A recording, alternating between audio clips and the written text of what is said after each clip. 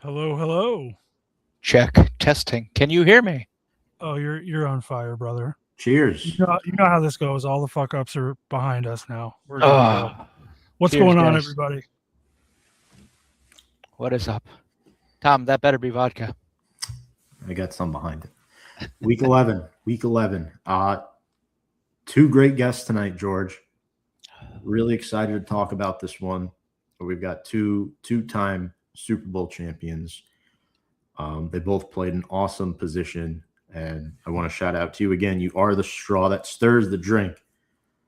Me On and this Reggie. show. Me and Reggie. Check us out. So I was thinking, what's better than one Super Bowl winning cornerback of the Big Blue Wrecking Crew, right? Mm-hmm. Let's go with two. Let's welcome Perry Williams and Mark Collins to the show. Oh, there he is. There they are. Yeah, Mark. Man, and where does time go? it's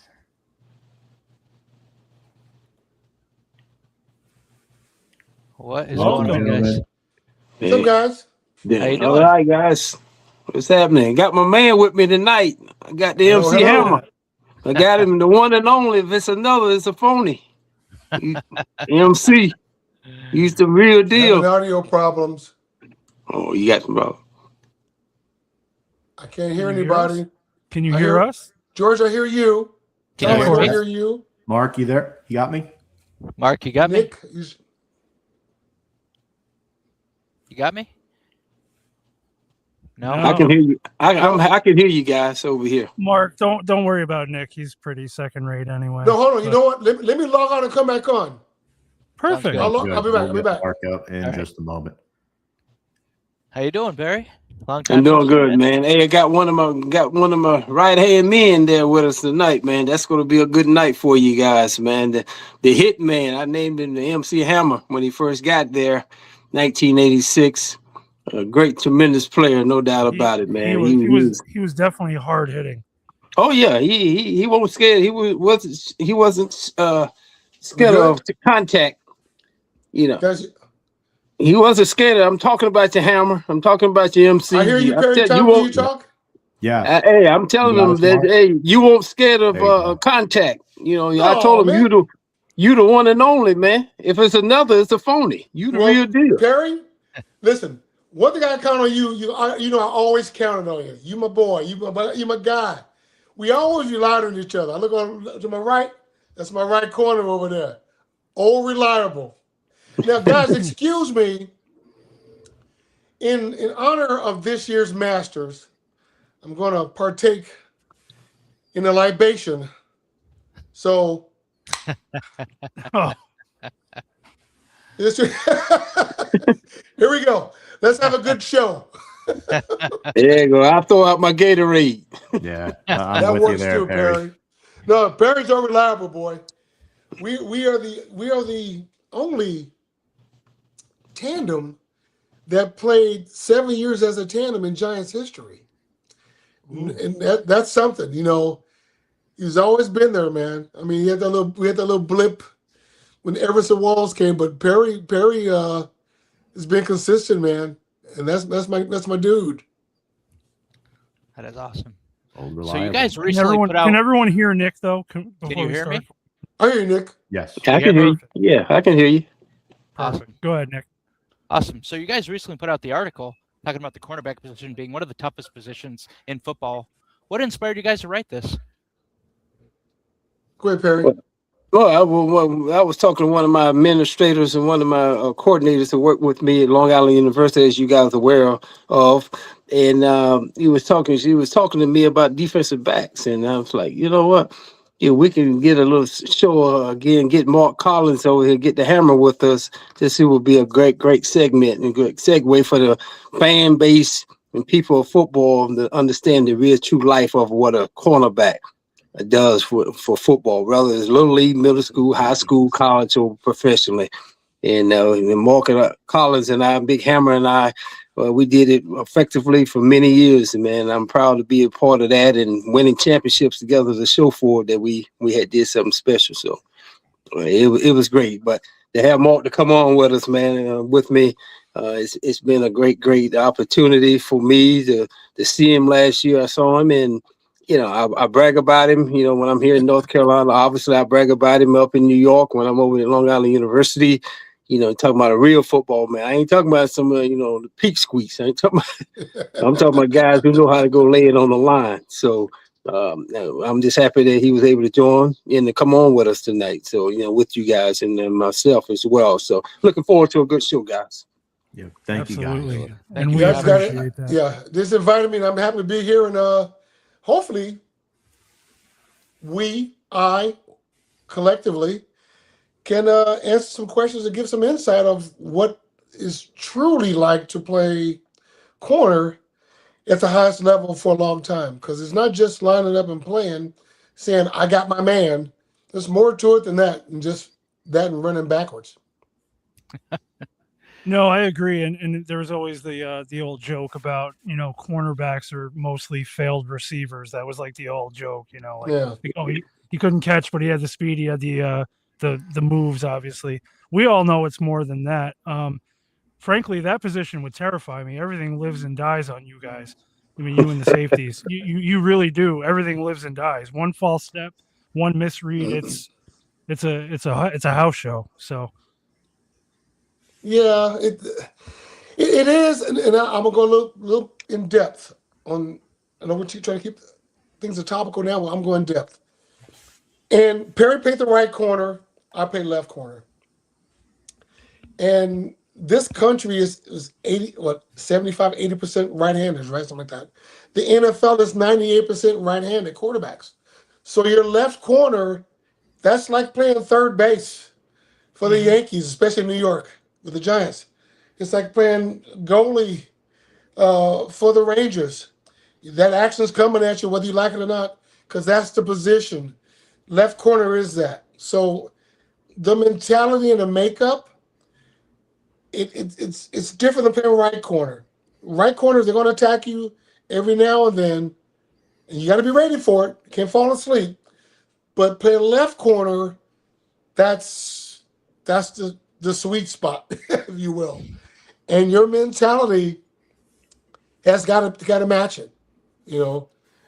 Just how it is. You look at do a little research, it's just on the top of your mind. You think about the teams that won championships. I bet you could name the left corner, and you probably can't name the right corner. And that's just how the league is. It's sad, but that's how it is. The Raiders back in the day, Lester Hayes. You even talk about the Patriots. You got Ty Law. You keep going on down that road, and even though they didn't win a Super Bowl, Darrell Revis in there. That's just how it is. And you talk to those corners. Some of it is bravado, some of it is arrogance, but most of it is confidence, is self-assurance. And we had that with me. And on my other side, I call him the silent assassin. That's Perry Williams. Perry's reliable, man. He never never got down on himself, none of that kind of stuff. Always there, always ready to play. And we talked a lot on the sidelines and, trying to compare notes, mental notes. And that's one thing I loved about Perry. Always there for you, always reliable. Absolutely. And I had a question for both of you, actually. How did you guys end up at corner? Was that your choice, or did a coach just throw you out there one day and you excelled there? For me, it was when I was growing up, I was a running back, believe it or not, and I played defensive back, cornerback, and on the defense side, offense side of the ball, I was a running back. And then as I got older and up in time, it was time for me to go to college. I went obviously to NC State, and I said, well, we want you as a cornerback. I said, well, fine with me. So I instead of jumped over on that side of the ball. I like to be the hitter instead of the hittee. So and that persuaded, that motivated me as well. But I got in there, and I played right corner all the way through high school, all the way through college, right corner. When I got up there in the Giants, when they got me in the 7th round, and then 83. they were gonna put me at safety. They had Terry Kennard, the first round pick, free safety from Clemson, and they had me, obviously from NC State, and they was looking at me. And then I went out and started doing what I was doing. And he said, "Oh, I'm gonna put you back at corner." So that's how I got back. I put you back on the other side. And I was shutting down those tight ends. I was all over. I was playing strong safety. But then they put me at the corner, and I was relaxed there at that position. That was my base. So that's how I got to right cornerback. Yeah, I was a high school running back as well. I was a damn good one too. I got recruited to Cal State Fullerton as a running back, and I'm in the meeting room, offensive meeting room, my freshman year, about to start camp. And Gene Murphy, may rest in peace, our head coach, walks in and goes, "Hey, we need some help at defensive back. Anyone wants to play?" Now, mind you, you go to college, everybody wants to be a running back at the start position or whatever. We had 15 running backs in our running back room and 8 were on scholarship, right? So I look around and nobody raised their hand. So I raised my hand. Well, I immediately went from the offensive room to the defensive back room, got the playbook, and the rest is history. One of the things that really drove me, I guess, to play cornerback was, you go to college, and Perry, you know how this goes. You want to make the traveling squad, right? Because if you're not on special teams or a starter, you're not traveling with a team on road trips. You're staying home doing other stuff. And I was making a traveling squad. I didn't want to stay home. So go to play defensive back. End up starting my freshman year. Yeah, that was something. And I played left corner for 4 years at Fullerton, 20 interceptions, number 10 on the NCAA list still, all-time interceptions. So, yeah, I've always been a left corner. And I think that confidence and that moxie, I guess, that confidence comes from being a left corner. Yeah. So, excuse me. This position, the cornerback. Well, real quick, actually, did you guys did you stick with your assignment when you played together? If your guys shadowed across the field, did you guys just split it back up, or did you? No, we stayed on. He stayed on the left side. I stayed on the right side. Yeah. We didn't have to go. We didn't match up like that. He was so Collins was so good. MC was so good. You stay on your side. I'm stay on my side. We shut him down. Solid. We both were solid. I mean, did teams try to do that to you guys to kind of mess up the rhythm? No. Because now, I mean, when we played the 49ers, right? And back in the day, it's like baseball, right? If you got a fastball and there's a fastball hitter, why would a fastball pitcher throw a curveball? That's not my deal. You want to go match it. You want to match up your best against our best. So we play in San Francisco, and if Jerry's on the right side, I'm on the left corner. He's on the offensive right. It's game on. If they put Jerry on the left side, on Perry's side, it's game on. We ain't got a match up. There's no need for that. Yeah. No. Yeah. We were. I knew it's more. It's more of a modern way of thinking in the game, but I just didn't know if that happened if they tried to do it just to see what you guys would do.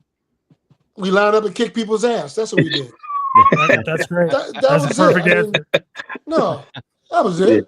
That's the bottom line. Perfect. That whole defense was terrifying to begin with. I mean, yeah. Well, it was. If I've said before, it was dominating. We used the term. I use this word sometimes. Subjugated.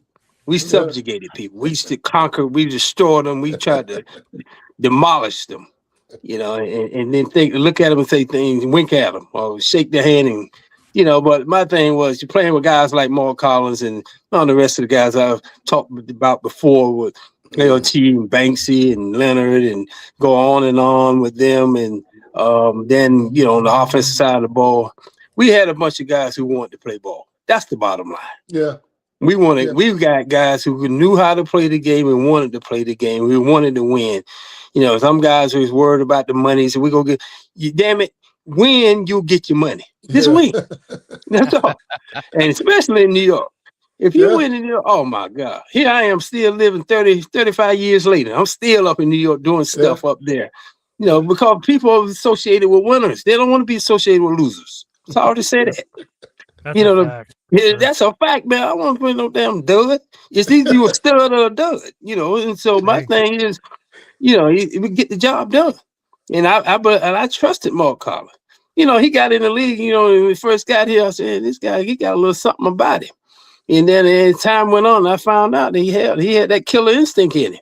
I said, now I got a chance to do something now. Because I got me a killer assassin on one side of me, and I'm going to just try to destroy him when they come over on my side. So, you know, that was the one thing. That's the one thing that I put emphasis on. I want to be with guys that I trust.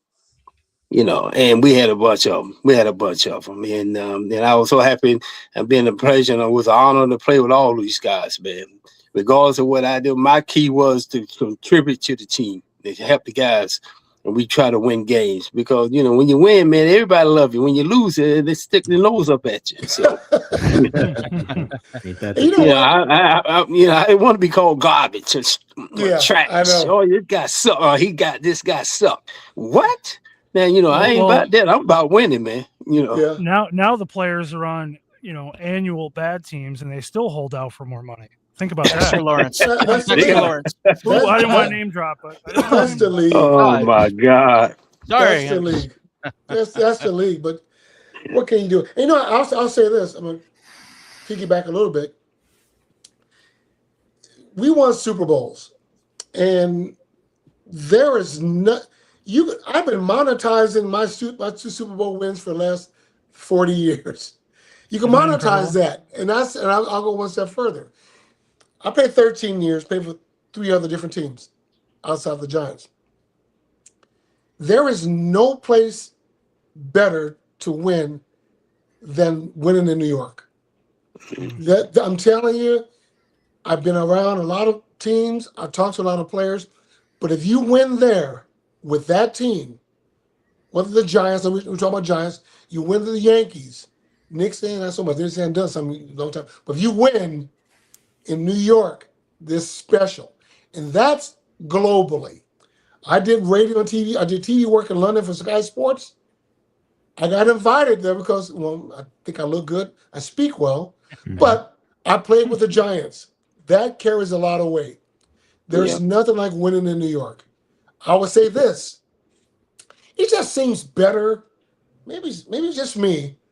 But when the Giants are in the Super Bowl or playoffs, I think the NFL likes it more. I think the league runs a little bit better when you got the Giants in there. That's how I feel about it. But you know,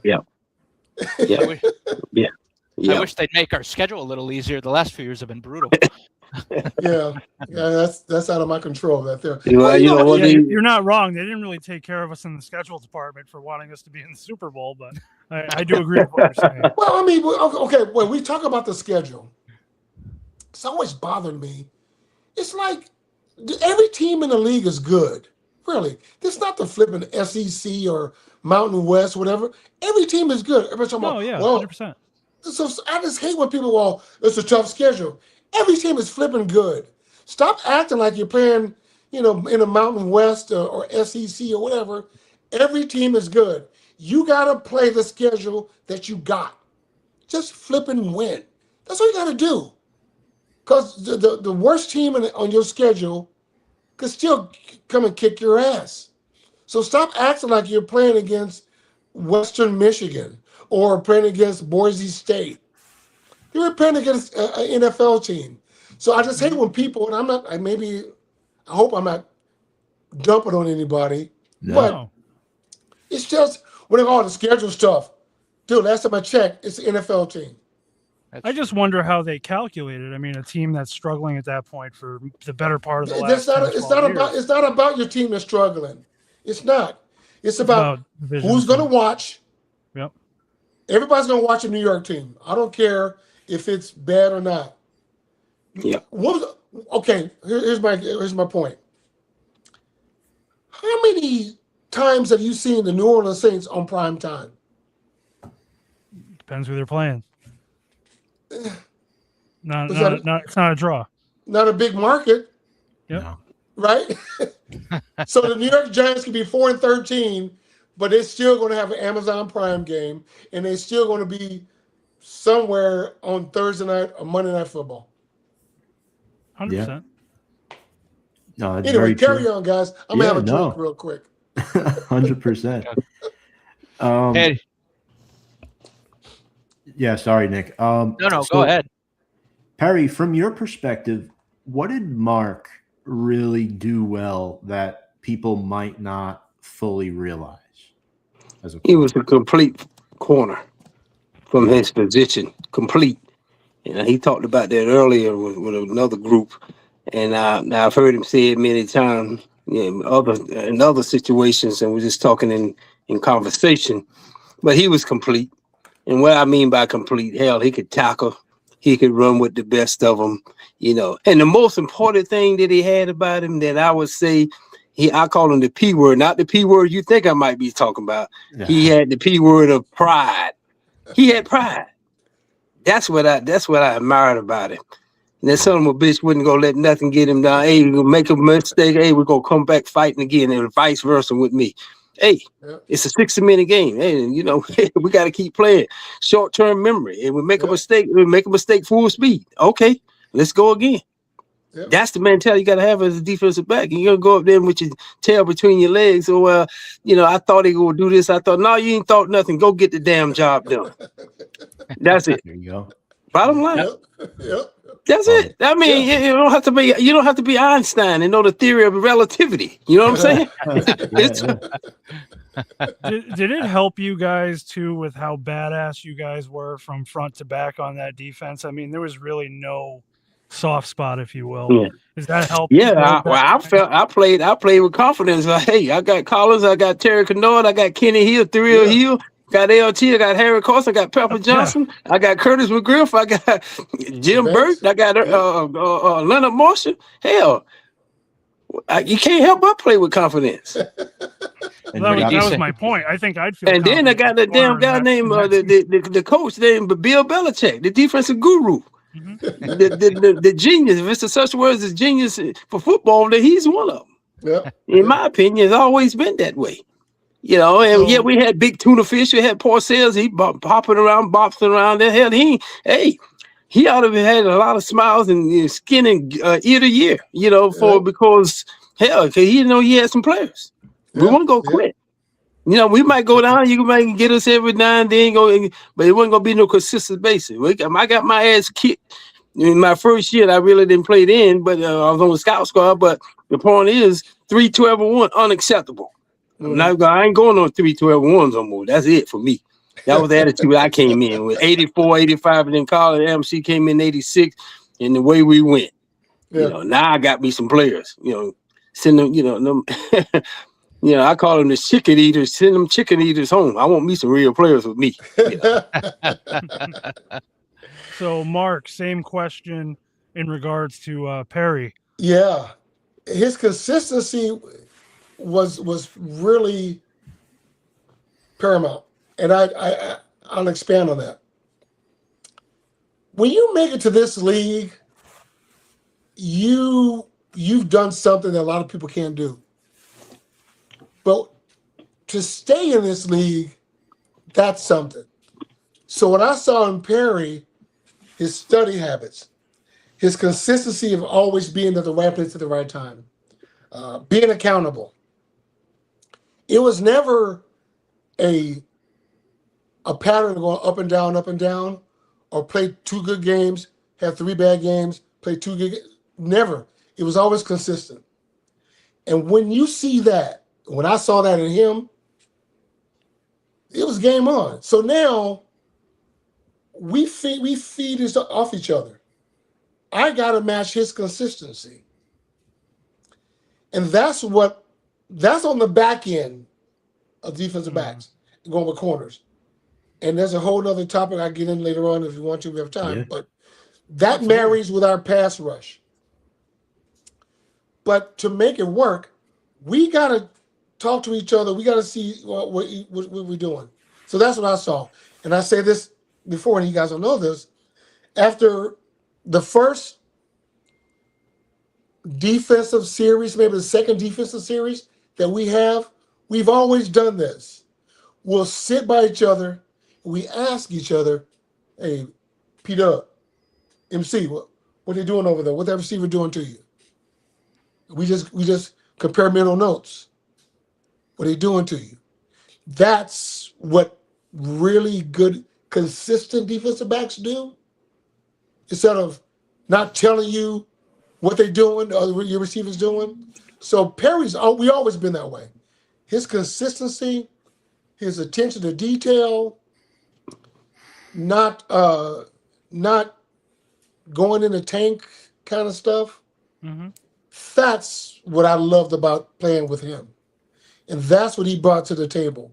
His accountability, not only to himself, but to his rank and file, to the players he's playing with, to the Giants fans.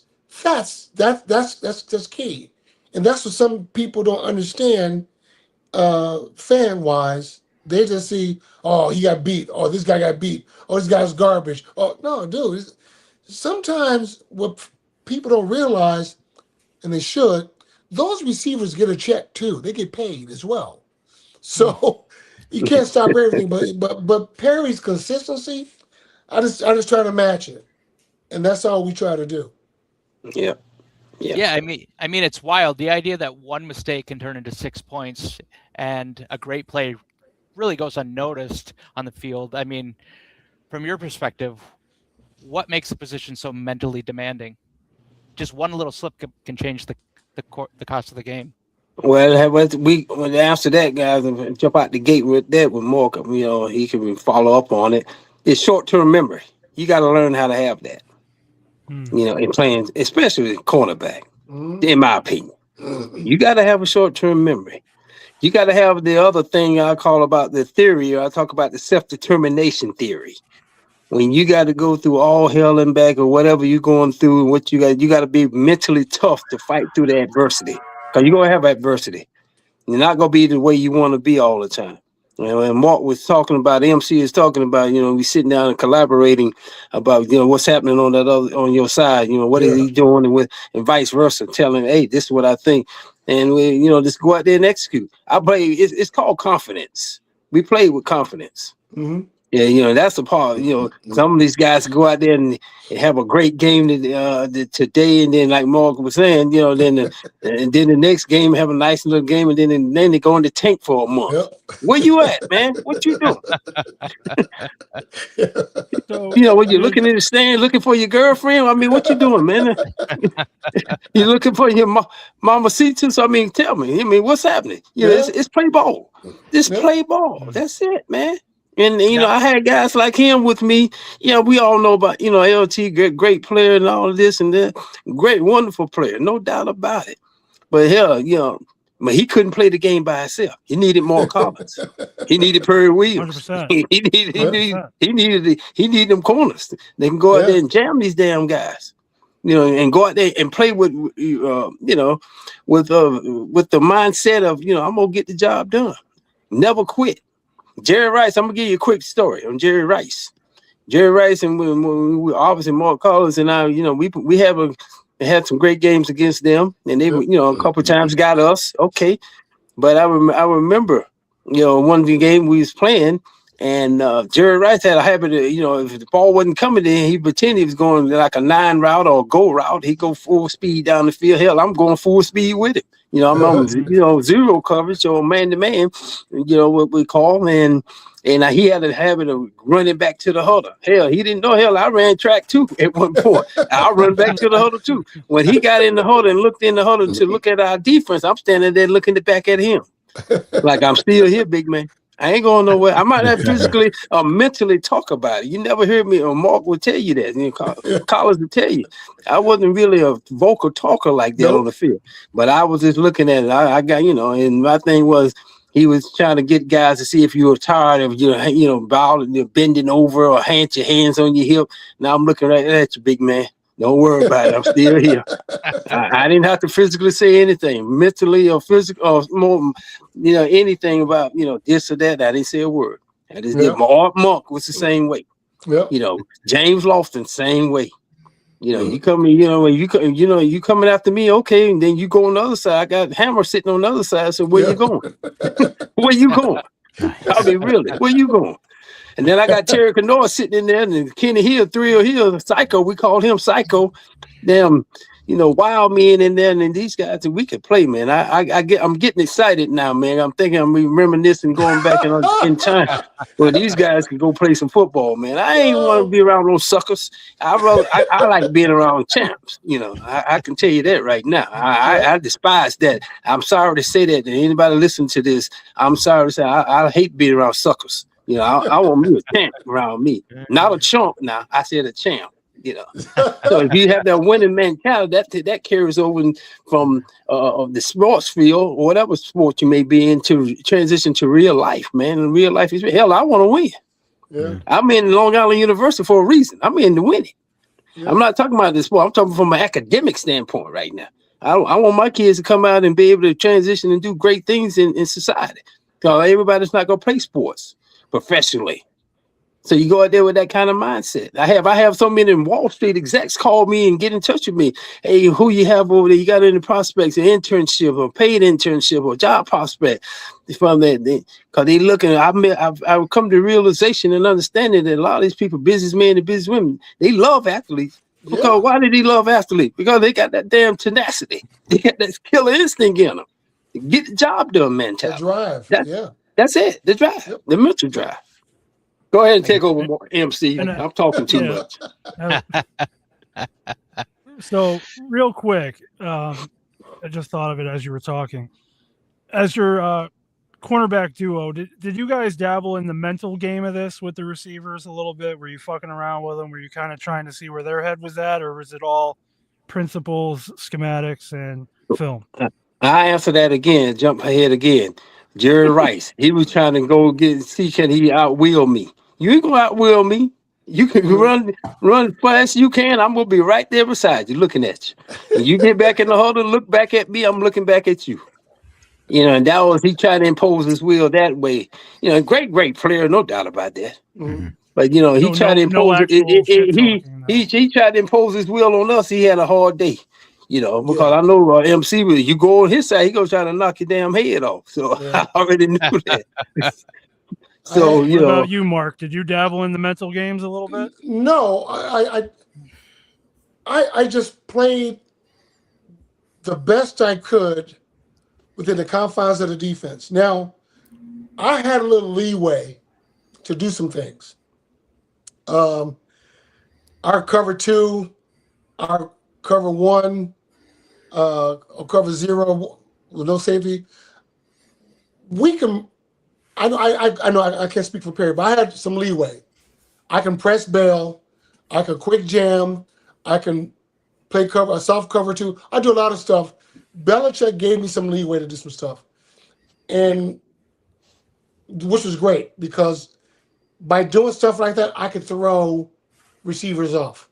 We're not just lining up in a basic coverage where the quarterback can say, okay, it's man coverage. Okay, it's cover 2. Okay, it's 0. Can you just stand with our foot in cement? So I moved more than Perry did. I was up and back. I was press bail, press, go cover Right. 2, stop, quick jam. I do a lot of stuff. So your By scheme was doing a little stuff more like exotic.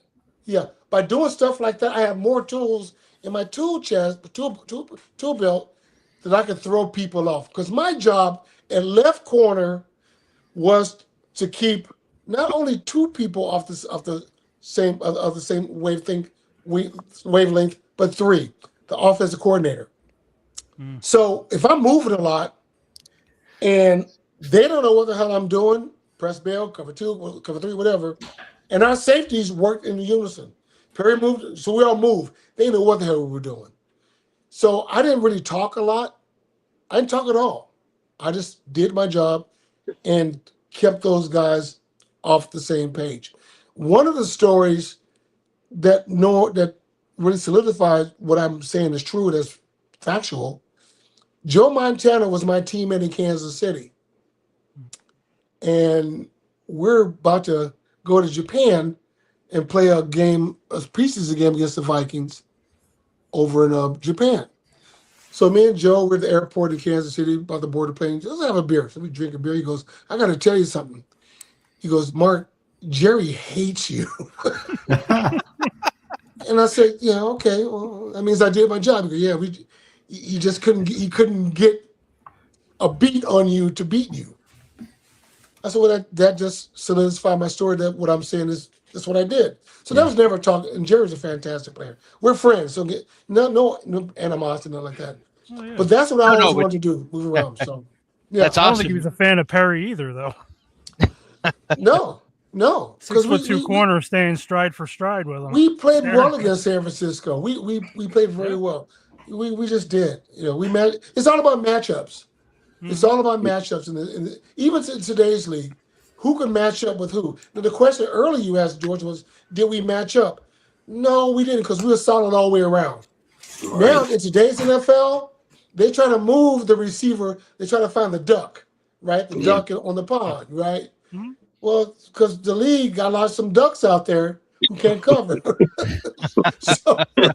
we didn't have no ducks. We were all solid. Yeah. Yeah. And Mark, you were known for tight man coverage, big game turnovers. You talk about San Francisco, but the Super Bowl against the Broncos, I think it was you, right? You had that critical pick in the game. That was Elvis. That was Elvis. That was Elvis. That was Elvis. What happened that game? Quick story. I won't take up some period of time to talk. Yeah. Quick. I was mad because I wanted to start that Super Bowl. I want to go on an introduction or whatever. I was pissed for maybe 15 seconds because I already knew that during the practice that Elvis was going to start. But, it was what it was. But being a team player, it was not a big deal. The funny part about that is I end up starting anyway because our defensive set, I don't know if you remember this, Perry, our defensive set was a dime package. I started that game like at a middle safety because Denver were a lot of dig routes. So I missed out on being the introduction part of it, but end up starting the game as a middle safety to a point. I thought that's kind of cool. That is pretty cool. Oh, yeah. So how did you guys deal with pass interference? My opinion, in the modern game, it's a little bit more heavy, I think. I think receivers and quarterbacks look for the PI call, especially on the big bombs, 3rd and short, 3rd and long, whatever shot they're going to take. Did you guys ever feel like it was not fair for you guys? It was hard to balance playing your position with contact and being draw on a penalty. Yeah, well, and for me to answer that is, when I got in there in '83, man, they had this jam technique, man. You could jam them all over the field. Yeah. And the guys, I think the NFL, the league officers and offensive aspect of it was like, hey, man, we got to get these guys open. We got to get some stuff going and get this, the numbers on the scoreboard. The fan engagement aspect of it. But I enjoyed the fact that you hit the jam technique and you go 5 yards, then you got to run with them, and it wasn't a real big deal for them. But I like the fact when I first got in the league that you could just jam the guy all over the field as much as you wanted to, and but that changed with the system. Don't touch them. Let them go ahead and run and get into their route. Whatever they was going to run that particular route or whatever. Again. The game is hard, man, guys. It's a hard game as it is, physical and mentally, and you're going through the experiences that you're going through. But you got to be consistent, as Mark was saying. I appreciate him saying that, being consistent, and that's the key.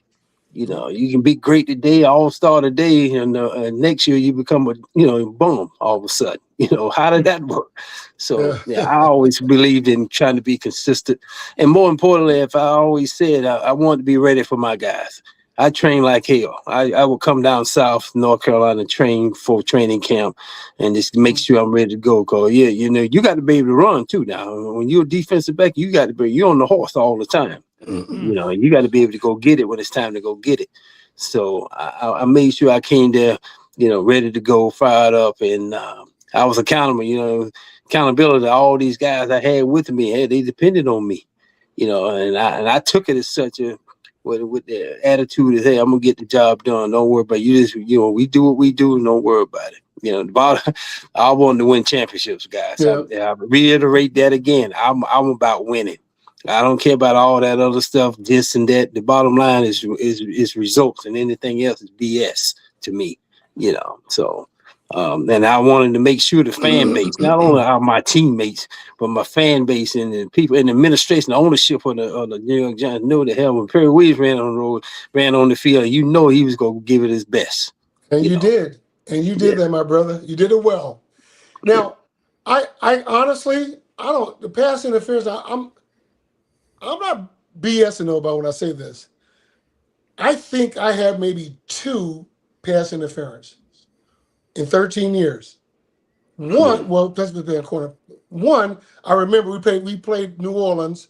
That's when Lawrence hurt his shoulder, and I was playing with a hernia. And I forget the receiver. He ran out and up, huh? That was a Monday night game, right? I don't know if it was Monday or Thursday. One of those games, probably Monday night. It's a Monday night. LT tied up his And I had shoulder. That was Monday night. And I had a hernia, but I played through it 2 games, and I get the receiver. He ran out and up, and I grabbed him because I couldn't push off. I pass interference, and Bill Parcells looks at me like, "What do you do that for?"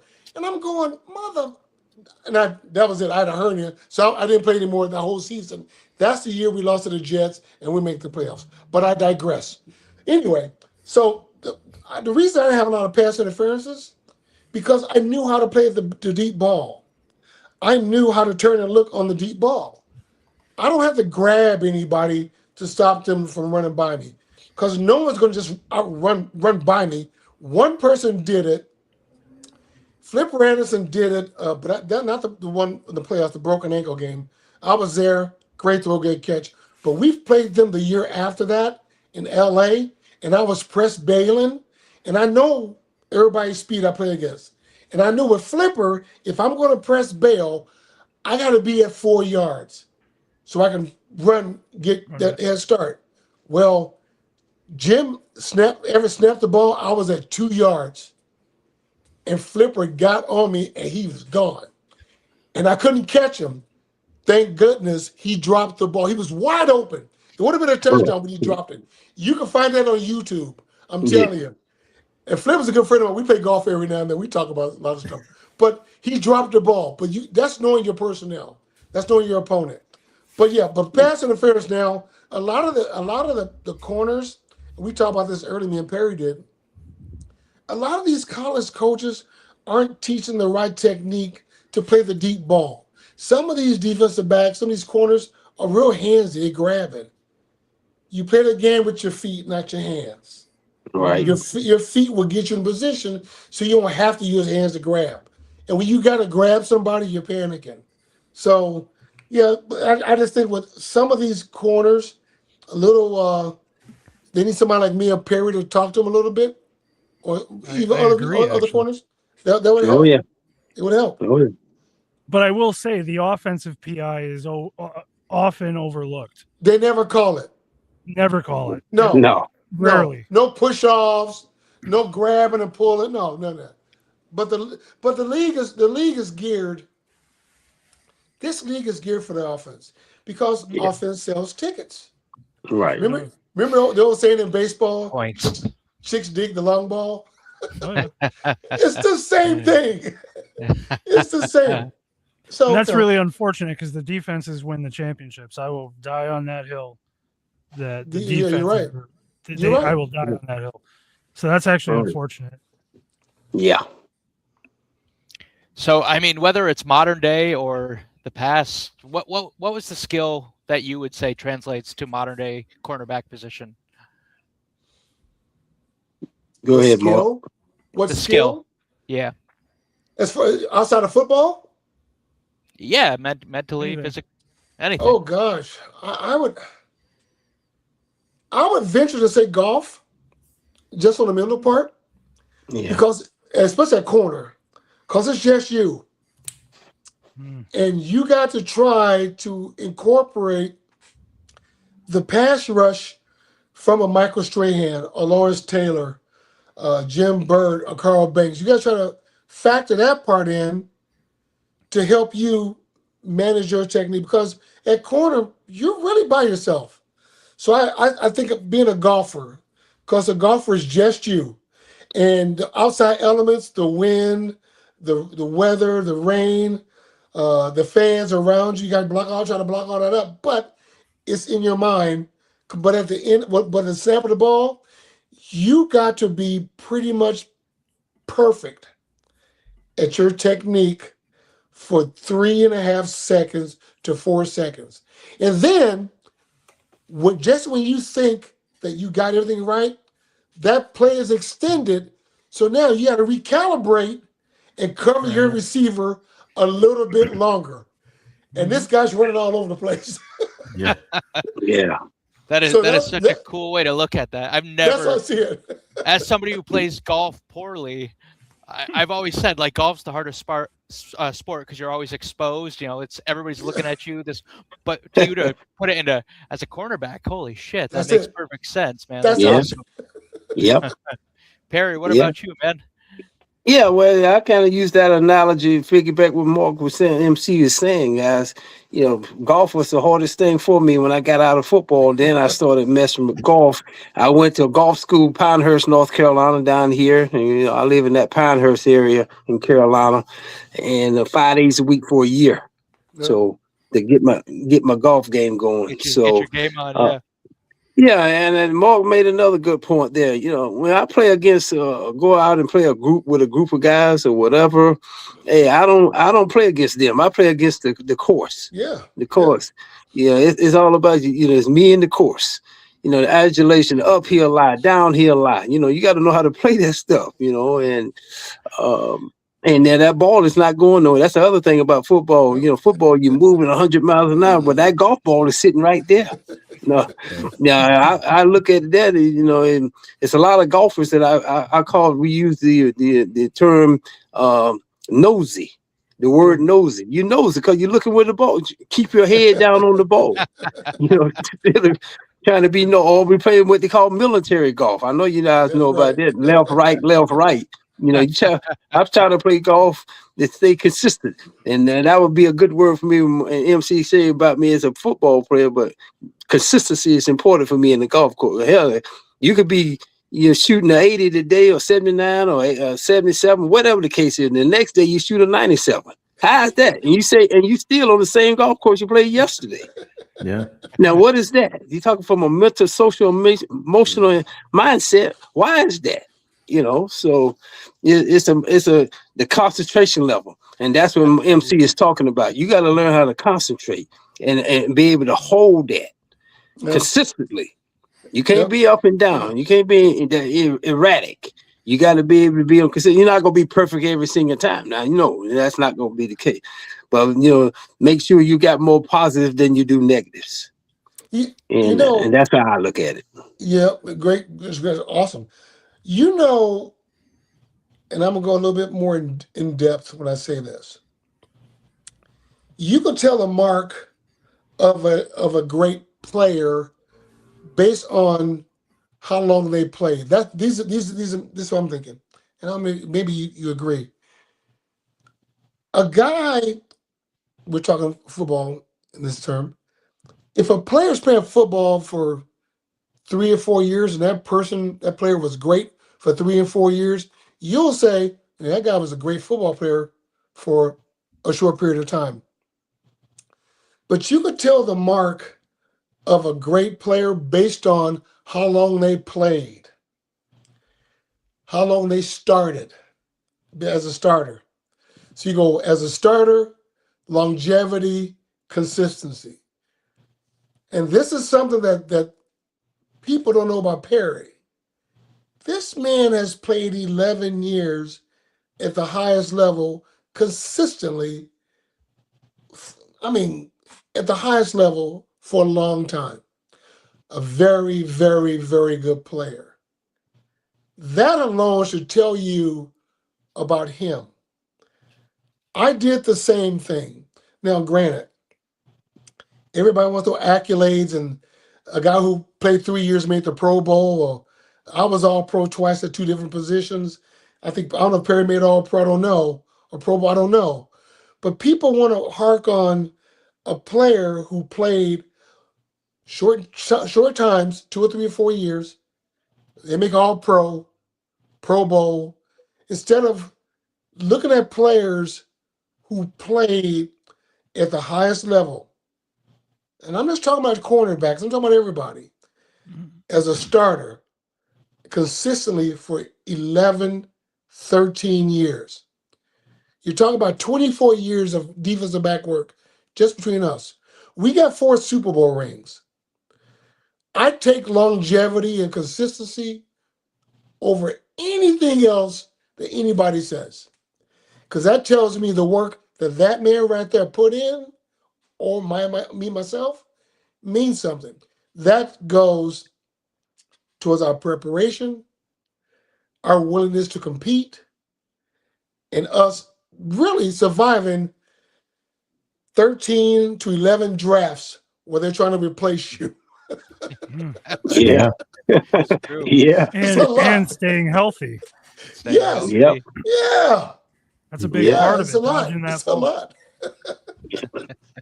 I completely agree. And Mark, you just mentioned willingness to compete. And, both of you guys always did that day in and day out. Now, current direction of this team, right? John Harbaugh, new head coach. I'm sure maybe you guys heard about Paulson Adebo today, not reporting to voluntary workout. He does play your position. I think he's super talented, but with a new head coach, what do you guys make of that? Should fans be a little bit concerned? Obviously, it's voluntary, but with the new head coach, you want to It's get voluntary, mandatory. right. Yeah. That's a great way to put it. Yeah. Oh, well, me personally, if I may chime in on that, Of course. that's horse manure to me. Mm. Some of these guys, you got a new regime coming in. You need to come together, build that culture, make sure everybody's on the same page, work together. I think the camaraderie comes when you're spending time together. A lot of guys that want to do their own, have their own agenda and want to do their own thing, but this is something brand new. And so Jim Harbaugh or whatever, John Harbaugh rather, coming in, setting the pace, setting the tone, getting ready to do what you got to do to make sure everybody's on the same page. I mean, not everybody have to say got to be there, but I would like, for me personally, I want to be there and during the all season. So in certain parts of the time of the year, I would go home, during the all season and stay there and do my work down there, and then come back and do some work up here, up there in New York or New Jersey. But the guys, it's all about it goes right back again. The right kind of attitude. What kind of attitude do you have? The winner's mentality. You just want to go and just get your paycheck and just go through the motions and do that.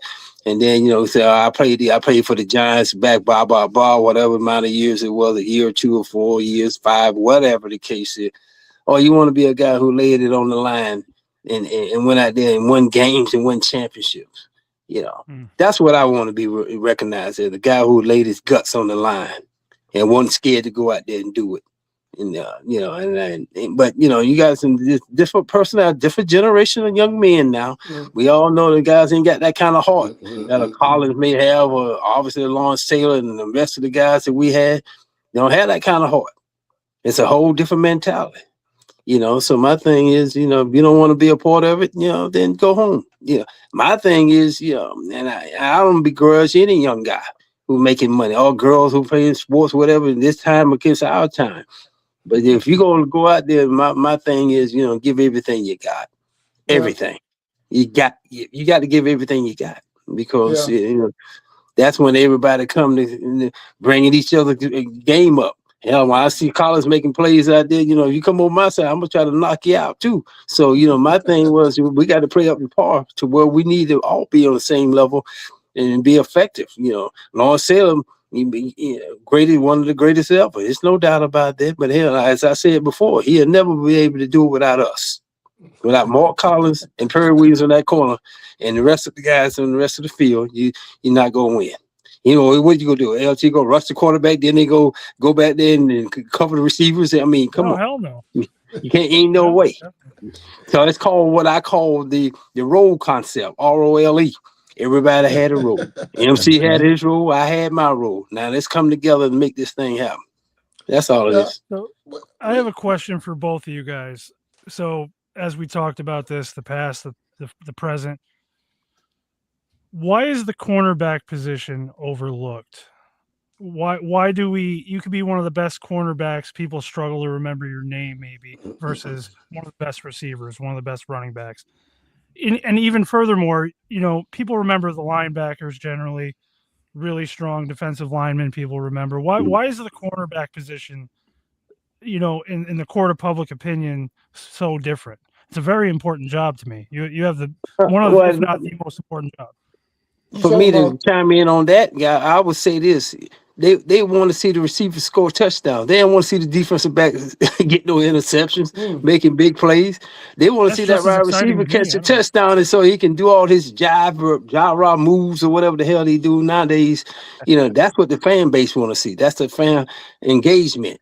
And the TV networks, and people like to see all that kind of. They don't want to see no defensive back knock a guy out. I do. Guys. I do. I love that shit. Yeah, I know. But now you do that, you get kicked out the game. Roughing, you hit him in the head, you hit him too high, hit him too low.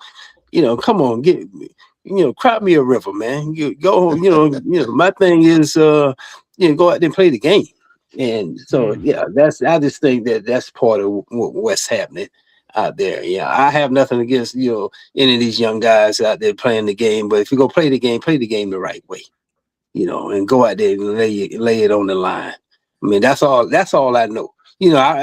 Guys, I may have said this before, but you guys, listen, I won state championship in high school. I won ACC college championship. I won Super Bowl. I think I know a little bit about sports and about football, especially, and being around guys that we were talking about with MC here and the rest of the guys not on a 1 or 2 or 3 or 4 5 years span. I'm talking about for almost a decade. Mark Collins and I were together 7 8 years together. That's like going to college twice. 4 years and then 4. Some of us did go to college twice. Yeah. But go ahead, guys. Go ahead. That's enough of me chiming in. Mark, what about you? Let me go back to the Paulson Adebo thing first. We spoke on that on my Giants Squad show with Patricia Tria and Jay Berman. Airs Tuesday and Thursday, 1 p.m. Eastern on the Locked In Sports Channel. Anyway, YouTube. Nice. We spoke on that, and my thing is, he should have been there because he didn't have the best year at all. And we paid him. Yeah. So the first thing you do is new coach, get your butt there. John said he don't know why he wasn't there, so that's gonna work itself out another point at some time. But he should have been there. But strictly because he had a bad year, new coaching staff. You want to do the getting to know you kind of deal. Just show up 2 or 3 days, get out of there. As far as positional value, why cornerbacks are not as high marqueed as other positions, well, Perry just hit it nail on the head. Office sells tickets. That's what it is. As a positional value, and I know as we move on to going to the draft and other stuff, that's how teams draft now, based on positional value. For instance, a running back after his first 3 or 4 years or 5 years, his first contract, his positional value decreases compared to a receiver or a defensive back. So that's how that works out. We just saw that with Saquon. Yeah.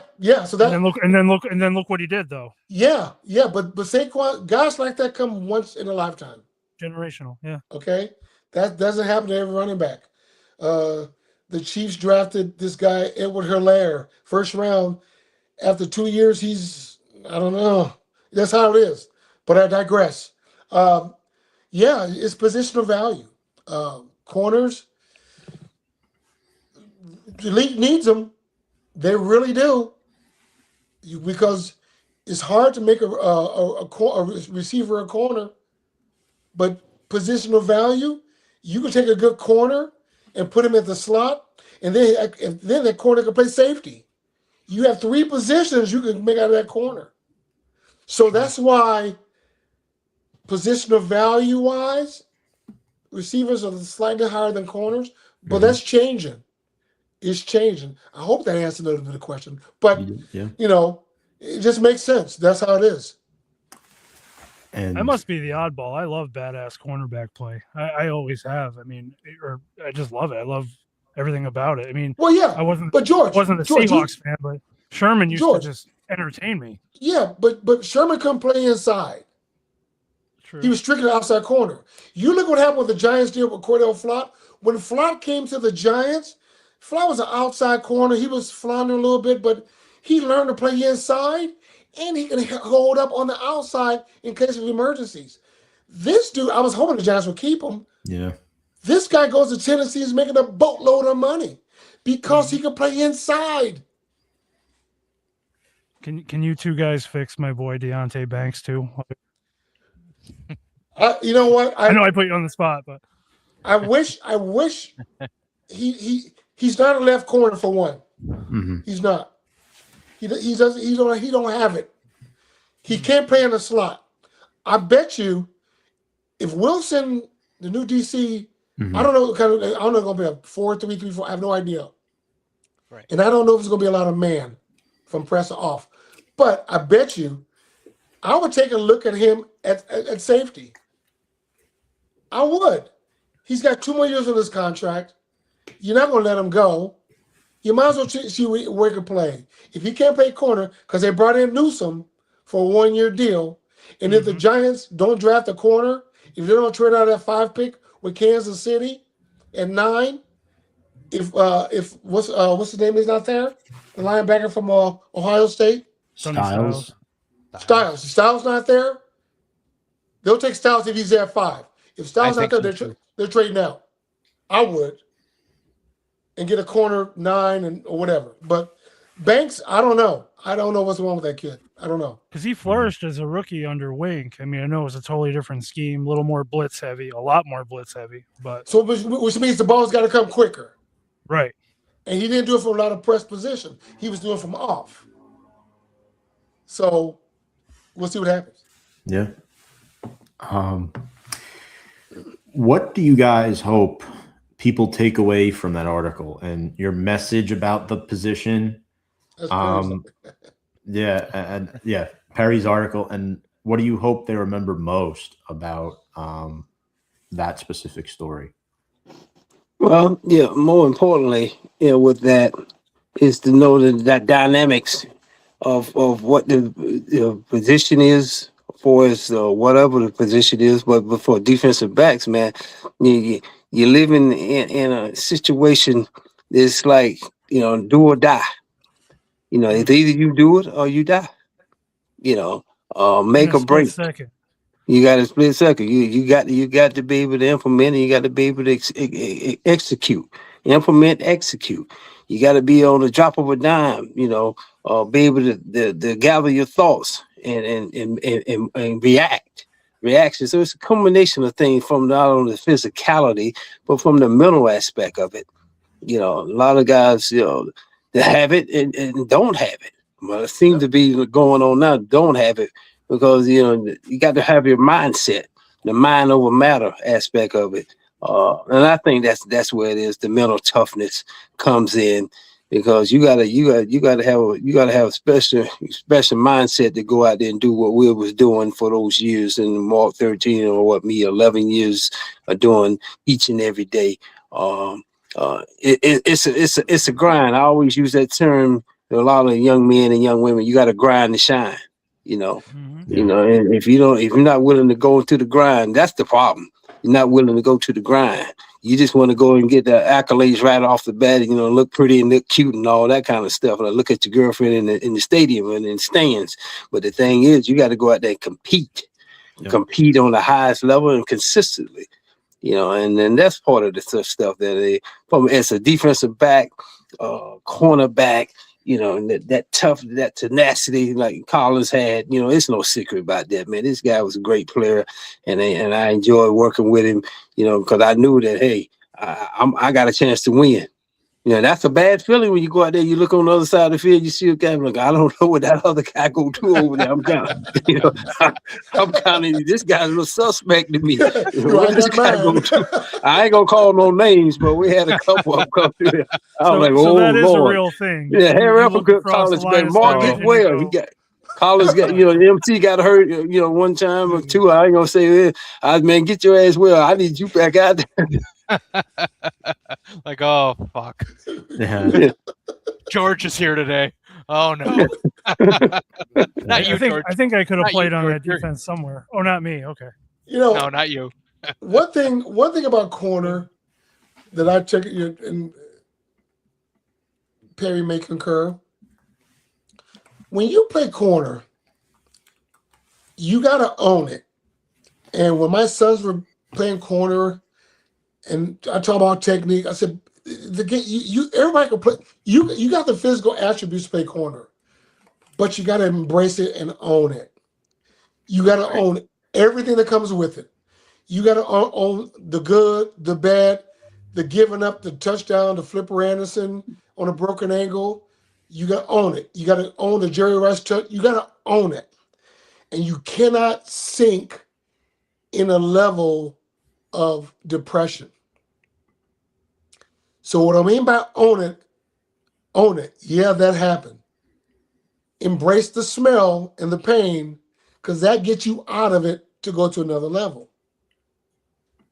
If you don't own it and embrace it and say that'll never happen again, it will happen again and again and again, and you'll be working at Walmart.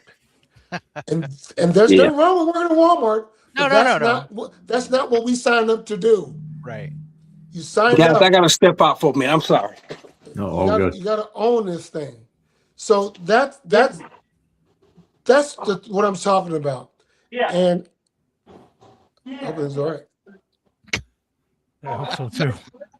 Is it a dog or something? Hope he's No, all all right. good. Perry, we got your back, Perry. Yeah. Absolutely. But that's the deal playing corner. And I don't know, and I've coached very little, but I talked to a lot of people. I'm sorry, guys. I had to go out for a second.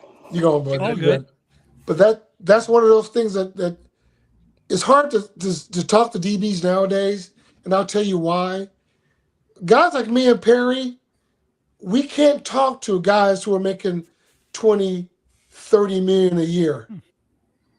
They're unapproachable. I mean, there's nothing that we have in common other than we played football. I don't know how to engage with those people because they're not engaging with me. Back in the day when I was coming out of college, the Rams practiced at Cal State Fullerton. I used to work out with Leroy Irvin, Nolan Cromwell. Those guys would invite me to cover those receivers. Henry Eller, I played against Henry in college, but he was drafted with the Rams. Duckworth, all these guys. And I'm a sophomore in college, and I'm working with these guys, and they embrace me. I pick their brains like crazy. I talk to Lester Hayes. These guys nowadays, they got all the answers. I don't think they do. But No, No, I I'm know. just saying. I got it. I mean, it's one of those things where you're just driven by money. Like you have a good contract and you lost all drive, and they're just like, fuck it. I know everything. I don't need to learn anymore. Yeah. If I survive, cool. If not, I just made a lot of money and I'm good. Yeah, so that's how it is. Yep. I mean, Yep. there's nothing that I could tell a guy making $15-20 million a year. Now, if he came to me and asked me some questions, yeah, I'll work with you. But they don't. None of They- them. Nobody wants any No, advice. no, Nope. none. Yep. That is Got their own incredible. agenda. That's Got their fucking own wild. agenda. Because you would think Yep. not Only- to keep shitting on Deontay Banks, but you would think a guy like him in this franchise. I mean, obviously, you have you two guys right here in the second set of Super Bowl runs. There were some pretty good defensive backs on that team. There's people in the pipeline you can bounce shit off of and say, "Hey, can you help me Yeah. with what?" You would think. I mean, with the access that these players on the Giants have, I would be. They could call. They could get me and Perry's number from Joanne Lemick. They could give from anybody else. Hey, you know what? Or if some of these guys live in North Carolina, some of them in California, or some of the guys live in Kansas or Missouri. Hey, Mark, and you know what? I don't know you, but I got your number from so and so and so and so. I'm going to be in town. Can I come and talk to you? Right. Yeah, I couldn't agree more. It's Fucking crazy wild. to just watch. Yeah. It's called complacency. They're complacent. Oh, Get the money and then sit like Because they're getting paid like a- regardless of their Well, output. That's No, right. what I mean. Yeah, that too, guys. But if I know a guy with 11 years experience in the NFL who's living in my state and I have access to him, or I know a guy and won 2 Super Bowls, and I know another guy who is going to be in California or in Kansas, Missouri, and I'm going to be in that area, and I have access to him through the team that I played for, Mm. and I don't utilize it, you're a dumbass. You are. Because I know with I a would capital do it A. in a heartbeat. If I was an actor, right? Let's say I was an actor, a struggling actor, and I had access to talk to Denzel Washington. And I know Denzel's going to be on the West Coast or in New York, and we went to the same school, and I have access to talk to him, and I don't utilize that.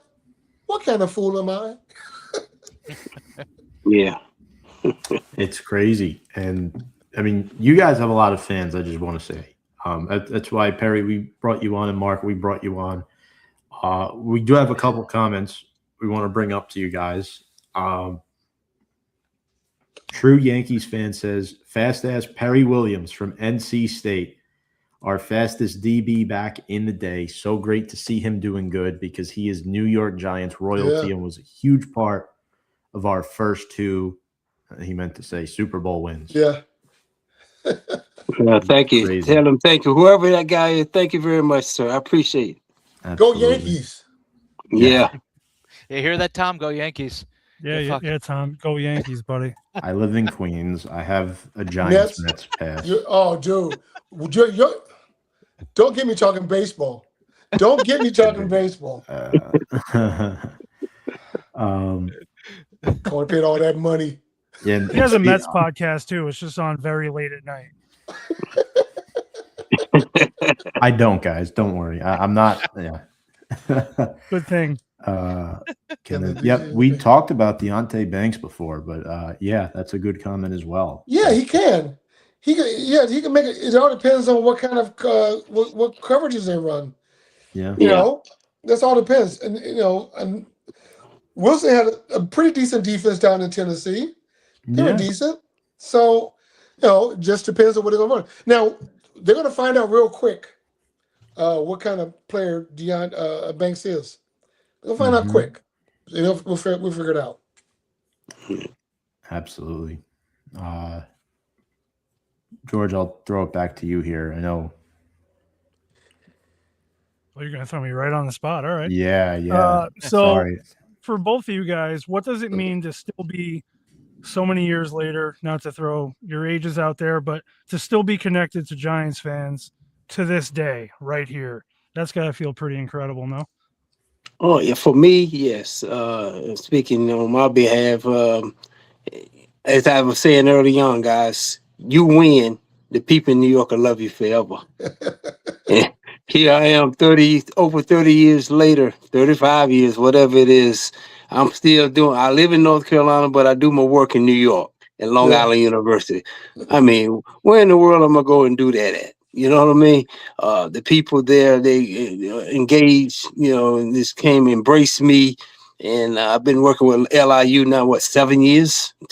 Next week, another week would be 7 years. And I say that I heard Mark say something earlier, and you win, they gonna embrace you. They gonna want you to be a part of that. If Perry Williams bringing Long Island, what is he bringing to Long Island? Bringing not only tenacity and action, but he bringing truth and merit. He's been there, he's lived it. Not only as a professional athlete, but as as a human being. Get my education. Making sure I got my degree. I got a degree, undergraduate degree, and I have a master's degree. I went back to school while I was still playing for the Giants in the off season. Got a master's degree. Living after life after sports, because we know we all not gonna live and play sports forever, regardless we play professionally, collegiately, or whatever. High school, it's all gonna come to an end. And see people like Mark Collins is an entrepreneur. He's doing his thing. He's living life, but he's spreading the gospel. You got to be an idiot, like he said, not to go and want to talk to him. Hey, if I got somebody in connection, hey, you go out there in Kansas or California, I got somebody's name, Mark Collins. That's who you need to talk to. Talk to some of these other, butt plugs out here talking this yang. I ain't got time for that. Come on, man. I'm gonna find me a real deal, the real deal. I don't need no damn, donkey. I need me a thoroughbred. Yeah. Yeah. I engage in social media. I'm very engaged. So I'm always on top of being close to the Giants fans, and I appreciate all of them. So I think it's the coolest thing. And like I said earlier, there's no place better at least in this country, than winning than New York. There isn't. There really isn't. And you can win all the championships you want. And let me back a little bit. I know it was a little off script. We've been going. I just want to tell. I made the all-time Giants all 100 team. I was number 56, which is an honor. Because I never thought of myself as being that, but I was chosen. There's a guy who should be on that list, and that's Perry Williams. I don't know how he got left off that list. I don't know. But Perry should be one of the top greatest Giants players of all time. I'm happy I made the list. Like I said, I was shocked at 56. I said, wow, that's pretty high. I guess I did some good things. But Perry definitely should have been one of those guys on that list, and he was omitted. But the Giant fans are the best. I played in Kansas City, Green Bay, and Seattle. But there's something special about the Giants fan. They know everything about you. They are football purists, and they're honest. They know what they see. And as Perry said, and I say, if you win in New York and you give your all, they see it. They see it. They know when and you know what? This guy's a keeper. I'm going to tell you a quick story, and I won't take too much of your time. I know we're pressed. The floor is yours. We're playing San Francisco in New York in '88, and I'm shutting Jerry Rice down. I'm shutting him down. We're in the coverage. Can you Cover imagine 2. thinking that before you go to bed at night, that I just shut Jerry Rice down? Holy. I'm having a great game. So Joe Montana comes in, throws the ball to Jerry. I'm there. Great throw, great catch. Kenny Hill knocks me down. He runs for a touchdown. We lose that game. And I'm on the sideline. Everybody's shaking hands. I'm on the sideline. I'm on the bench. And I sat on that bench running the whole game, technique-wise, play-by-play in my mind. For it seemed like 20, 30 minutes. I'm sitting on the bench. Every play. And that final play. Game's over. I'm done. I'm sitting there.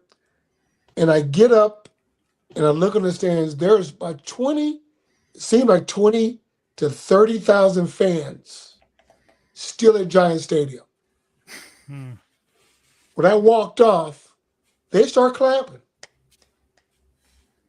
That to me tells me what the Giant fans are all about.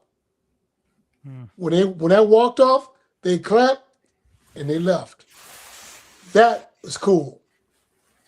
So, I've always had much respect for Giants fans because they knew, hey, I gave my all.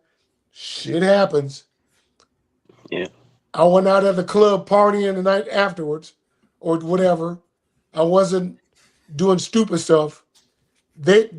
I think it showed them that I gave a damn. Hmm. That's all fans want. Yeah. Absolutely. Do you Yep. give a damn? Yep. Yeah. If not, go to the Jets. Yeah. Don't do that stuff here. We don't do that with the Giants. So that was my story. Anyway, It's a great one. Same No, building, that is very great. And- different organization. And all those fans, well, right off the bat, they kick you out about 8 seconds after the final second ticks. They get you out of there in a heartbeat now. oh But, wow, yeah. Oh, really? that just shows those fans were there for you. Yeah. They knew the magnitude of what transpired. They knew you were obviously the player involved. They knew you were going through everything in the game, and they're I gave a damn. Yeah, yeah, Yeah. absolutely, man. That's what I want to see. So 100%. yep. Well, from everybody here at 1925, I'd like to thank both of you for coming on. Before we take off, is there anything you guys want to talk about, mention, plug, appearances, anything coming on, anywhere you're going to be? I got the Giant Squad show, Patricia Trenia and Jay Berman every Tuesday and Thursday, 1 p.m. Eastern. You can find us on YouTube, Locked On Sports. Talking Giants. You know, Love. either any of you going to either of you, sorry, terrible English. Either of you going to the event at Woodbridge in Jersey, the 40th anniversary of the Super Bowl team, the signing event in May? I'm not privy of that. Yeah. Uh-oh. Hadn't heard. Did I do something? I hadn't heard nothing about that. But yeah, hey, No, it I was is just what it curious. is. I knew they were doing the event there. I was just curious. Oh, okay. Yeah, they have various events, I'm sure, do things. Yeah. I know the My Giants are doing thing, my, something. my thing is, talk to the guys and see the MC to have a chance to see him and tell. We know, hey, we're champions. That's all I want. That's what I'm concerned about. Hey, my guys know I gave everything I ever Yep. had, so 100%. that's good enough We for all me. know it. You guys are awesome. We appreciate you both and your time. A lot of great stories. I wasn't alive to see you guys play, but I watched a lot on VHS tapes. I watched a lot. So Go to YouTube. It's not on YouTube. Absolutely. Yeah. Thanks, All right, Mark. guys. Thanks, All Perry. right, guys. Appreciate you It's guys. been a Thanks a great lot. pleasure. Appreciate it. Peace. Thank you, guys. Later. Thank you. Later. Thank you. Yeah. That was Perry Williams and Mark Collins of the New York Giants, 2-time Super Bowl champs. Badass We did- cornerbacks. Boom. Badass. Fucking awesome. Badass. Cool interview. They were badass.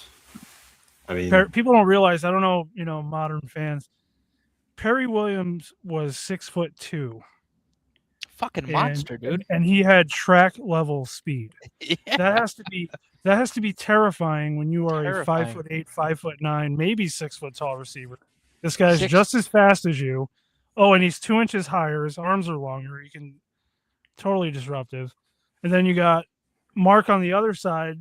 A little more tight man coverage, a lot of hard tackles, a lot of hard hits. great instincts. Basically, great instincts. Basically, like a glove. Played like a glove. He was on you. 27 career picks. Yeah. 27. Perry Williams, Wow. 6'2", 200 fucking pounds. Yeah. And he's faster than you. Fast. Anybody's faster than me in the NFL, to be fair. But yes, Perry was- Olympic level Very speed. quick. And if we didn't have that problem with the Olympics that year, if you remember from our first show with Barry, he would have been on the track and field team. Yes. So Well, Perry, the smart, high IQ, fast, Mark, outstanding ball skills, excellent player, had a knack for causing turnovers. And one was 6'2", the other was 5'10". It doesn't matter how tall or short you are at the position, your dedication, your work ethic, your skill, whatever you bring to the table. And they both brought different skill sets to the table that both made them very successful and eventually 2-time Super Bowl champions. And I do agree with what they said that Perry Williams should also be in the top 100. But in the 100%. committee's defense, they had a really tough list to make. That was a very, very tough list because, then somebody else has to come out. And at the end of the day, Perry Williams, Mark Collins, two of the best DBs in Giants history. Was Plaxico in there? Yes. Fuck him. He's gone. Perry, you're in. yeah, I Plaxico, would have you kind of fucked up that going back. Kind of shot yourself in the foot there. I would have Or taken Tiki Barber out and put Perry in. Yeah, Tiki was a dog, dude. He Yeah, was. dude. We remember the end of Tiki and how nasty it was, but there was a point where Tiki was him. Tiki, you look at Tiki's stats, it was fucking insane. He was him. Receiving too. The end of his career kind of killed his reputation. I think me and George were both at the same game. We didn't know each other at that time, but the Ring of Honor game for Tiki Barber against the Bears. How brutal was that game when they announced Tiki Barber? The boos littered that Yeah, stadium. because he shit on Eli Manning, and he He did, but that doesn't take away how dude. Look at his stats, man. I know you know because you're a stat guy, but Tiki was the man. I'd boo Plaxico any day of the week. I'll be honest with you. Tiki Barber is one of the best running backs in Giants history. I think he's top 5, 100%, possibly higher. Then he's going to be top 100 overall. But he will never make the Hall of Fame because of his Well, he did that to himself. poor reputation. That's on him. If He he was never won named, a Super Bowl. He took the ball home early because of the whole, and whatever else he wanted to do in life. But And I will die on this sword. If Tiki Barber was on the Giants in 2007, they don't win Super Bowl 42. it's a different offense, but you're probably right. Think about it. Tiki was a selfish player, Shockey, man. Tiki, Shockey, same with Shockey, man. I It love wouldn't Shockey, have but allowed Eli to do what he did, in my opinion. No disrespect to those guys, but it's just I felt that you had younger players like an Ahmad Bradshaw that stepped up and rookie. We might not ever draft him. Thanks. Brandon Yeah, Jacobs. no, I agree. I agree, man. That's a great. little bit of Earth, Wind, and Fire. That was fun while it lasted. That was super fun. That was like every other snap, someone else was in there. It was kind of crazy. I think we're Yeah. going back to that now. What are we doing with the And draft? people blame Eli about not having these crazy stats. He didn't need to. He made did. clutch plays when it mattered. He made those clutch throws when it mattered. He threw a lot of touchdown passes, something we didn't get for 6 years with Daniel Jones. Took Right? his shots too. Like, He Okay. stood in the pocket and got lit up. Yeah. He took hard hits. Tom, and is it fair to say fuck Daniel Jones? No, I will never say that, but he will never come close to Eli Manning. 100%. That's fair. Was there any other comments from the class, Tom? I don't know if we had a little technical difficulties. We had I'm just curious. we had a few. We had an Eagles are gay. We also had a fly. Not that Eagles there's anything fly. wrong with that. Not that there's anything wrong with that. But fly Eagles, fly. You gotta want it, I want pimp. pimp. Yeah, we're pimps. No Tudo? No Tudo, Tudo where the- tonight. No Tudo tonight. Tudo, Hey, don't Tudo, get where extra the hell are cards. you? In Wales, Ireland? Where are you in your rugby team? All right, 2 weeks. we have 2 to weeks in a focus a row. little bit. So I next like when week, George is making us focus. Uh-oh. let's What do we got? let's do some plugging of our own for a second. Housekeeping, we call it. I call it housekeeping every Friday.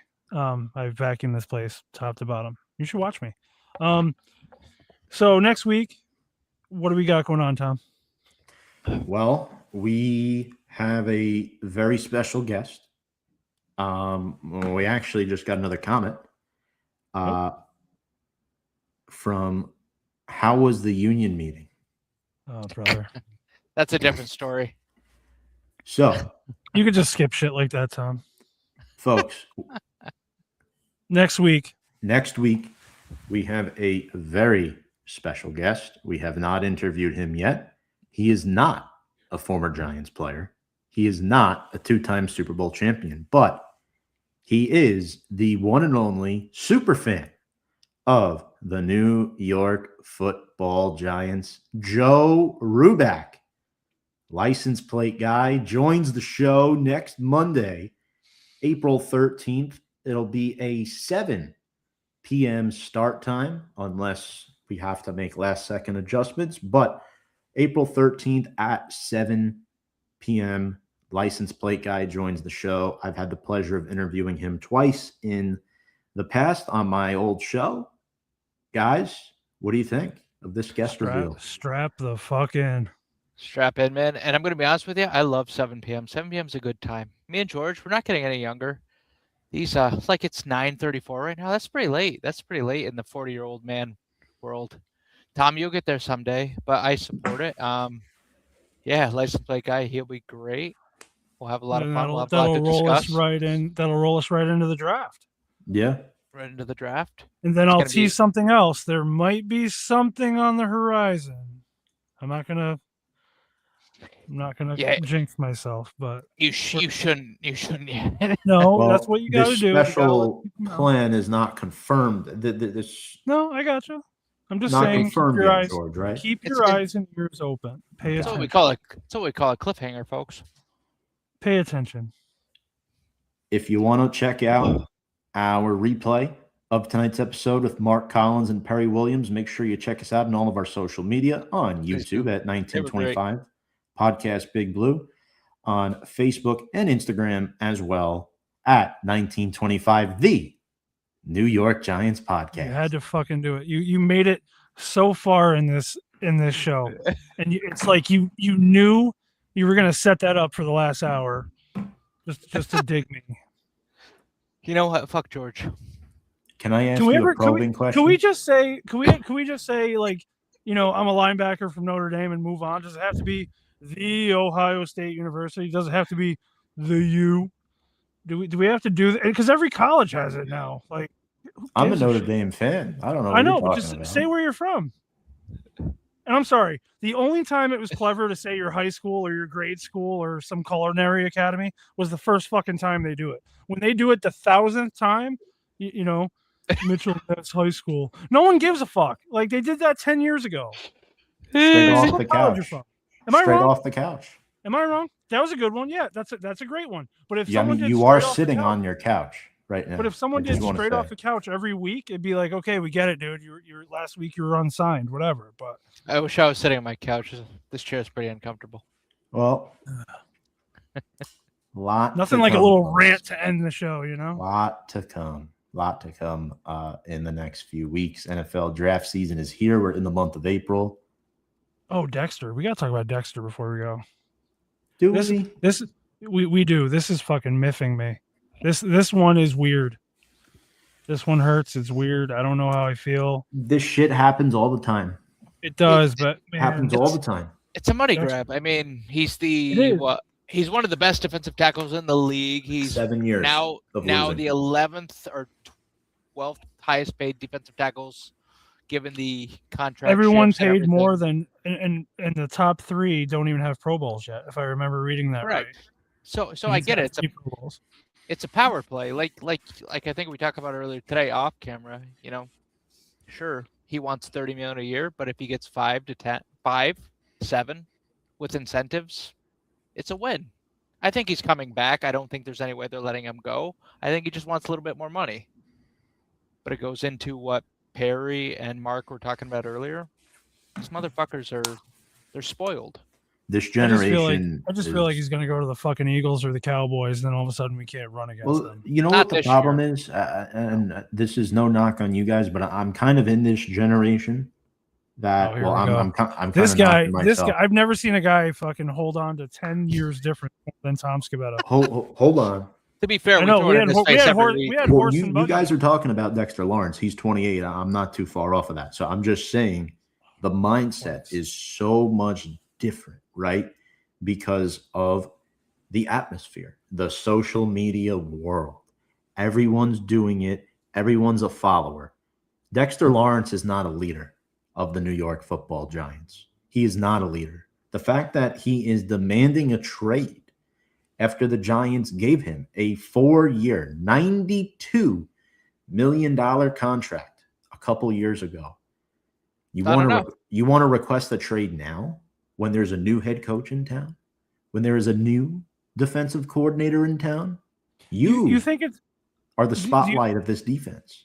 do you think it's a reactionary thing? Like maybe his first his first doings with Harbaugh maybe didn't go all that great, or maybe Harbaugh said, "Hey, No, this is every." You don't think there was something there? Because it was 'cause happening last year in it post. was, but what's the difference though? The team since you've been on it has been a shit show, with the exception of 2022. Now you have this godsend of a coach coming, okay, a playoff Super Bowl caliber coach who has a vision, who's bringing players that seemingly are aligned with that vision. Wouldn't that be like your life raft if you're Dexter Lawrence? Like, holy shit. He's We're gonna been really resurrect- weird the last couple of years with the media, and I don't like it. That's why I just made the comment that I just did. He showed up. you know? He showed up out of shape last year. Yes. He. What have you done for me lately? I talk about this. He has more interceptions than he does sacks, and I got you. He's been double teamed, but I got you. You're one of your top 3 defensive tackles in the league, right? Play like it.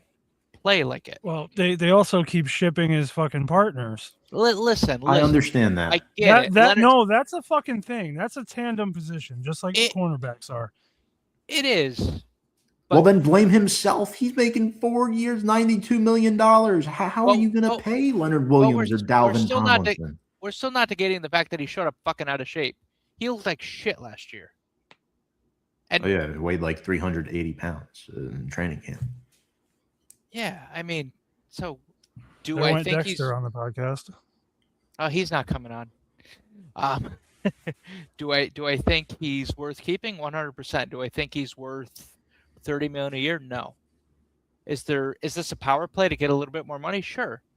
But these players nowadays, they don't give a fuck about winning. They just want as much money as they can before they retire. Because what do we always hear nowadays? It's a business, and that's how they all look at it. Look at Barkley.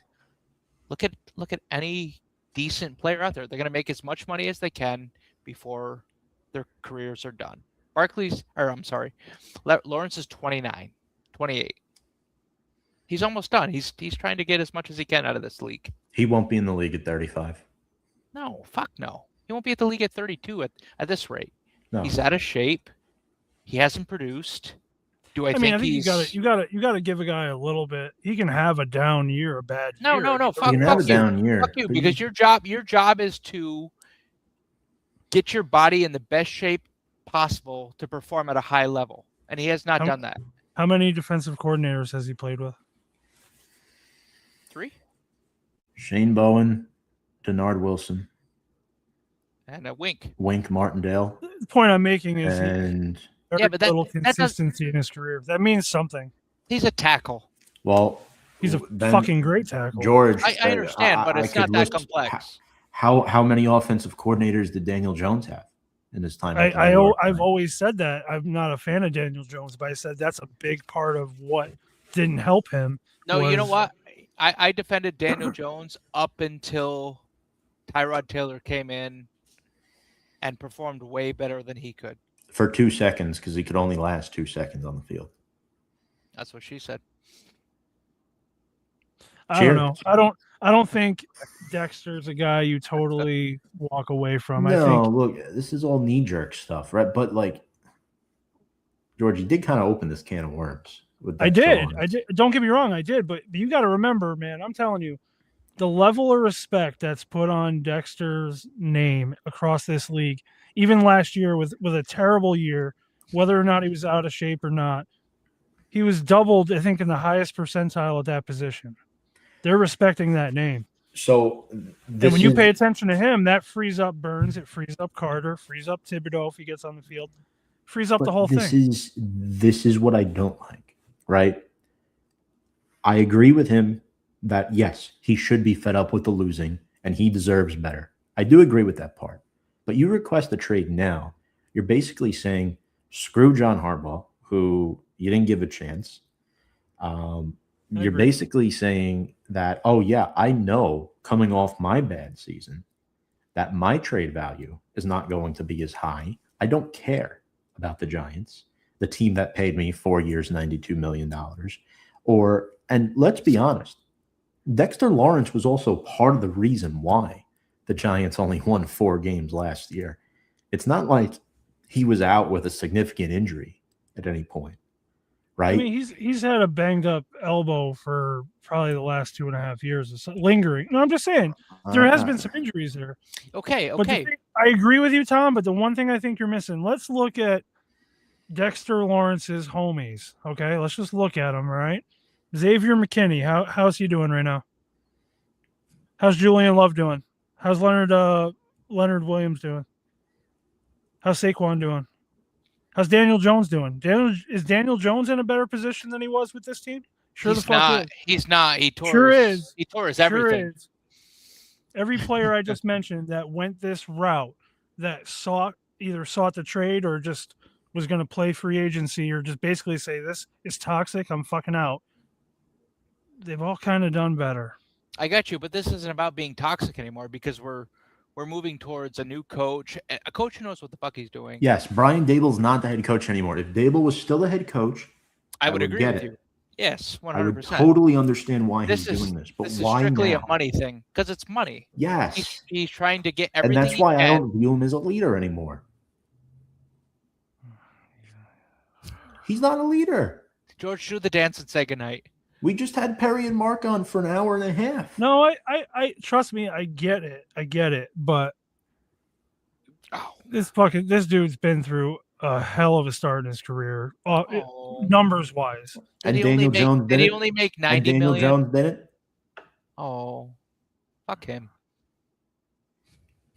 All right, well, here's the great part about this is we can revisit this if Dexter moves on and we get some other Tom, Dick, and Harry to play that position, and dudes are just running it up for fun, and there's no pressure. I'll just be like, huh, and we'll probably see he's on the Vikings or some shit, and he has a 3 or 4 sack game or some dumb shit, and we'll be like, oh, we could have had him too. The same way we do when we see Williams, when we see Julian Love, when we see McKinney, when we see Saquon, all these other guys that Williams we didn't, the Jets picked him. All these other guys we picked to build a team around clearly become pivotal pieces in another organization. That says something about what the Giants have done the last 7-8 years. I agree with that until who drafted McKinney and Saquon? Not Joe Shane. I got you. Dave Gettleman drafted them. I'm not saying Shane. I'm not stripping it down that far. I'm just saying organization-wise, these were guys at one point we were looking at to build a team around.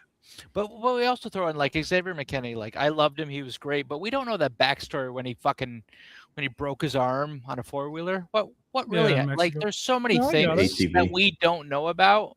Yeah. Like in a locker room. So why didn't they pay Julian Love? What about Julian Love? He had a squeaky existence. I don't know. The name Love seems too They didn't soft. pay Julian Love because they had to pay Daniel Jones. Yeah. And they had to tag Barkley. We got tied by Gettleman. Correct. Like Gettleman.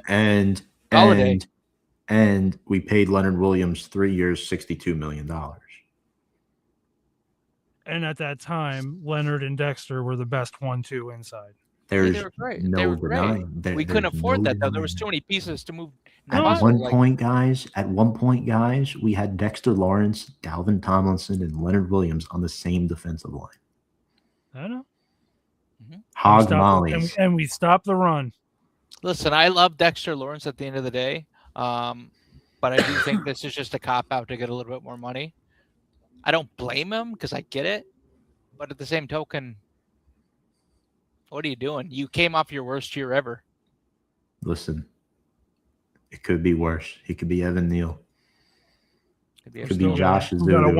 How could it be worse? He got a 1-year deal. Evan Neal called out the fan base when he was playing bad. Yeah, but it He was doesn't even. even beyond that. He was a healthy scratch all year, and they gave him a deal. I mean, I know Could it's be- a small deal. Was it nothing guaranteed on that or something? It's pretty Correct. low. $0 Yeah. guaranteed for the number Yeah, 7 but- overall pick in the draft. Wild. So I could see with Dexter Lawrence some incentive soaring his way, like you get your fat ass in shape and you're ready. We'll give you the money you want, but Lose 30 pounds, play well, and then if we're still losing, then you can complain if you want. but Because for that's you all to this not, world is now, right? Everybody complains about everything, and then eventually they get what they want. Because that's how the world operates in the year 2026, and it's really fucking annoying. that's your generation, George or Tom. Not you. I don't disagree with. That's the point No. I was getting at before. No, I know. Hey, I the Knicks agree. are doing. Uh-huh. Fuck the Knicks. Why don't you? I kind of wish Perry and Mark were still on because they'd probably agree with like the overall gist of what we're getting at here. No, This, I think they. I generational think they would. problem. It is. It is. I just didn't want to take up too much of their time. No, of course. And those I'm guys just were saying, great, by the way. I got a feeling if we part ways with Dexter, I think it could be a negative for us. We could regret it, but at what cost? Like, what do you do, man? Like, you're getting paid $20 million a year. Like, you didn't perform last year. You've got a new coach. Let it play out. Like I said, restructure incentives. Prove yourself at this point. You don't think that signing Burns long term, right off the rip, might have played into that? Because that was Burns kind of Burns had a phenomenal fucking year, though. no, That's- that was before he even played it down. He still proved himself. He was traded and then automatically re-signed, and he got a monster deal. You don't think that played in his head, like you know, maybe Position. that, I know it's position, but Positional you don't think- value. Like I get it, but you don't think think that plays in his head a little bit? Like, oh, they gave this. Listen. Dexter Lawrence is one of my favorite players. I truly love him. I think he's great for the team if he's performing at a top level. But if he's not, like, what the fuck are you doing? Like, $20 million a year is pretty substantial. I get it. You signed the contract. It was good value. It's no longer there anymore because it's all shifted. Perform. Prove you're worth that. He hasn't done that. He's not in shape. He performed like shit last year. I hope he can turn it around. I do agree we need somebody else in there to help him out. But if he's not willing to do that, if we're not able to do that, like, I don't understand. Like, he doesn't have any clout, if you will. Yeah. I think just at the end of the day, it's a business, right? Players are going to come and go, but it's important as fans to realize too that